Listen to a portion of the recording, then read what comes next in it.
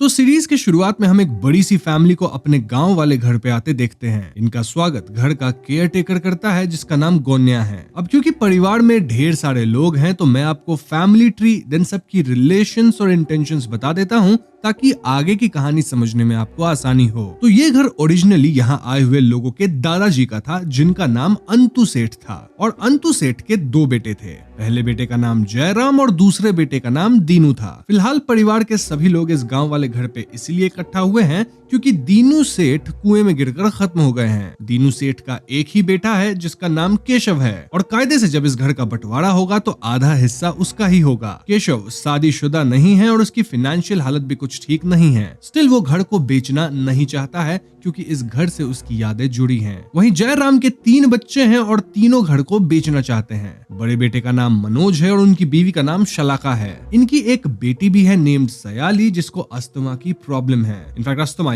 Attack आने पे उसे फौरन इनहेलर चाहिए होता है। अब मनोज और शलाका की बातों से हम समझ पाते हैं कि इनकी रिलेशनशिप बिल्कुल भी ठीक नहीं है। इनफैक्ट शलाका चाहती है कि जल्द से जल्द ये घर बिक जाए, देन उससे जो पैसे मिलेंगे वो मनोज शलाका को वापस करे। क्यों वापस करे? क्योंकि शलाका की जो फैमिली थी वो मनोज को पहले पैसे दिए थे और ये सब होने के बाद शलाका मनोज से डिवोर्स ले लेगी। नाउ जयराम का दूसरा बेटा है कार्तिक जिसकी बीवी का नाम माधवी है। माधवी को लोग प्यार से मधु भी बुलाते हैं। तो एक्सप्लेनेशन के दौरान मैं माधवी बोलूं या मधु दोनों एक ही इंसान को रेफर करने के लिए है। और हाँ, माधवी फिलहाल प्रेग्नेंट है। कार्तिक भी फौरन इस घर को बेचना चाहता है क्योंकि यहाँ से मिलने वाले पैसे से उसे मुंबई में अपना नया घर लेना है। लेकिन फॉर सम रीजन माधवी को ये गांव वाला घर पसंद आ रहा है जिस वजह से वो चाहती है कि ये घर ना बिके और वो यहीं पे रहे। देन मनोज और कार्तिक की एक बहन भी है नेम्ड नयना जिसकी शादी तो हो चुकी थी लेकिन उसका पति शायद नहीं बचा। इसके बाद नैना के ससुराल वाले उससे सब कुछ छीन लिए और ऐसे में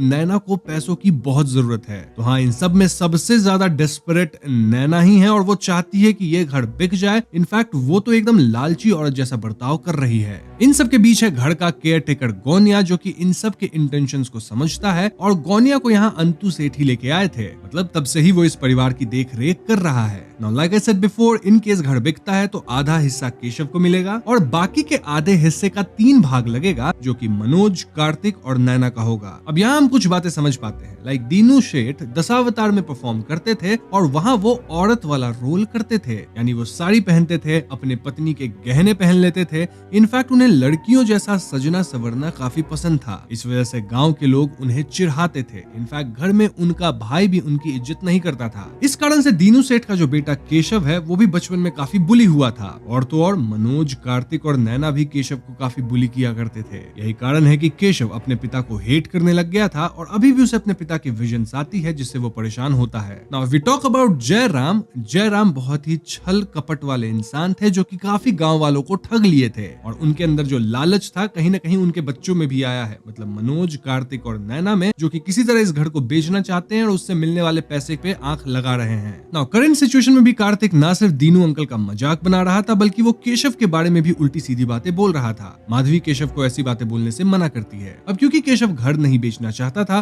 तो कार्तिक और मनोज से उसकी कहासुनी हो रही थी। ओवरऑल जयराम के बच्चों को इस बात में बिल्कुल इंटरेस्ट नहीं था कि वो लोग दीनू सेठ की लास्ट रिचुअल्स करने आए हैं। रादर वो तीनों तो घर के बंटवारे में ज्यादा इंटरेस्टेड थे, जस्ट लाइक देयर फादर, क्योंकि उनके पिता भी इसी तरह से लोगों को ठगते थे। खैर गोन्या यहाँ बताता है कि फाइनल राइट्स में 3 प्रक्रिया है तो 2-3 दिन लग सकते हैं और तभी दीनू सेठ की आत्मा को शांति मिलेगी। खाना खाते वक्त केशव और बाकियों में बहस हो जाती है एज केशव इस बात पे अड़ गया था कि वो इस घर को नहीं ही बेचेगा और ऐसे भी उसके साइन के बिना घर बिक भी नहीं सकता था। अब उस रात नैना को किसी बच्चे की आवाज आती है लेकिन गोनिया सरकास्टिक वे में कहता है कि यहाँ कोई बच्चा नहीं है। ऑल्दो हम व्यूअर्स क्लियरली देख पाते हैं कि कोई तो इन सब को छुप के देख रहा था। हमें यहाँ एक घुंघराले बाल वाला बच्चा भी दिखाई देता है जो कि सब पे नजर रख रहा था और हम व्यूअर्स समझ नहीं पाते कि ये बच्चा एक्चुअली में लिविंग है या फिर किसी तरह का घोस्ट है। वैसे इस बात पे क्लैरिटी आपको वीडियो के एंड में मिल ही जाएगी। खैर तो आगे रिचुअल्स वगैरह पूरे किए जाते हैं। देन अगेन सब आपस में झगड़ते हैं और इसी बीच सयाली गायब हो जाती है। दरअसल सयाली को वही बच्चा ल्योर करके एक कमरे में ले गया था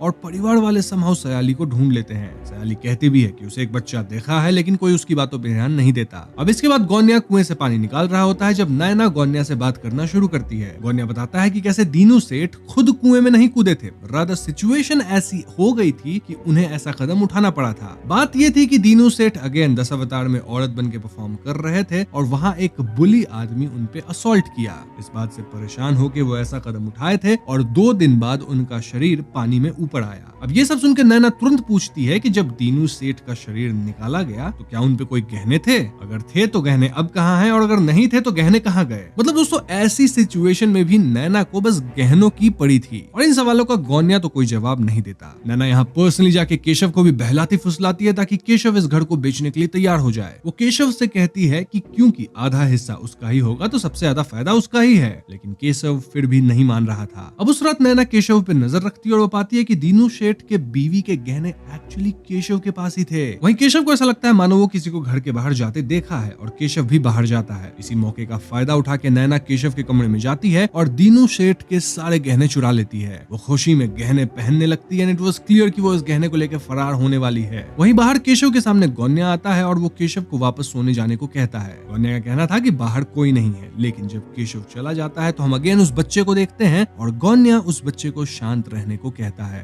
अब अगली सुबह केशव को पता लग जाता है कि उसके माँ पिता के गहने गायब हैं और वो गहने चोरी का इल्जाम मनोज और कार्तिक पे डालता है। कार्तिक और मनोज क्लियरली कहते हैं कि उन्हें तो गहनों के बारे में पता तक नहीं था और तभी सब रियलाइज करते हैं कि नैना यहाँ है ही नहीं। सभी नैना को खोजते हैं लेकिन नैना नहीं मिलती और ऐसे में केशव समझ जाता है कि गहने वही चुरा के भागी है। इतना ही नहीं, इनके कार की वायर्स कट कर दी गई थी और टायर्स भी पंचर थे, यानी कि ये लोग कहीं जा भी नहीं सकते, मतलब नैना का पीछा भी नहीं कर सकते। इस घर की एक तरफ माउंटेन्स थी, एक तरफ ओशन और बीच में जंगल, जिसमें बिना गाड़ी के जाना काफी कठिन था। यहाँ फिर से केशव और कार्तिक में हाथापाई हो जाती है। इनफैक्ट ब्लेम गौन्या पे भी थोड़ी देर के लिए आता है, but it was quite clear कि गौन्या तो पक्का चोरी नहीं किया होगा, क्योंकि अगर उसे चोरी करना होता तो इनके आने से पहले ही चोरी करके वो भाग गया होता। इसी सब अफरा तफरी के बीच सयाली गायब थी और सब उसे ढूंढना शुरू करते हैं। हम ये सयाली को जंगल में देखते हैं जहां उसके सामने वही घुंघराले बाल वाला बच्चा था और वो एक छड़ी से कुछ तो ड्रॉ कर रहा था। अभी सब लोग सयाली को ढूंढते हुए यहाँ पहुंच जाते हैं और ये बच्चा छिप जाता है। सयाली अगेन कहती है कि यहाँ एक बच्चा था लेकिन कोई उसकी बात पे ध्यान नहीं देता।